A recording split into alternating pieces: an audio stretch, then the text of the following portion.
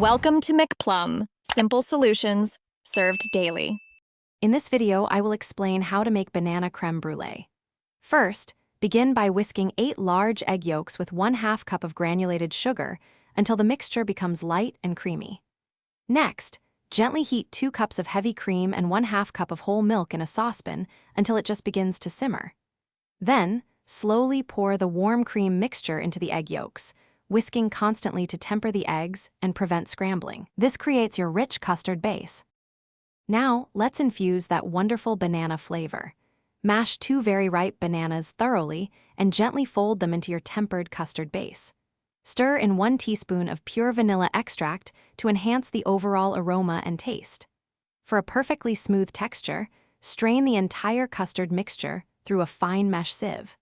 This step ensures a silky smooth creme brulee without any banana solids. It's time to bake and chill your delicious dessert. Pour the strained banana custard evenly into 4 to 6 individual ramekins, filling each about 3/4 full. Place these ramekins into a larger baking dish and carefully add hot water, creating a water bath that reaches halfway up the sides of the ramekins. Bake at 325 degrees Fahrenheit for 30 to 40 minutes. Once cooled, chill them for at least 4 hours.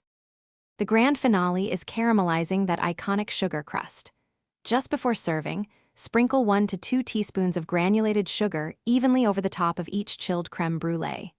Using a kitchen torch, carefully caramelize the sugar until it melts, bubbles, and transforms into a beautiful, crisp, amber-colored shell. Let it cool for a couple of minutes to harden, then serve immediately for that perfect crack. Thanks for watching. Stay juicy and subscribe.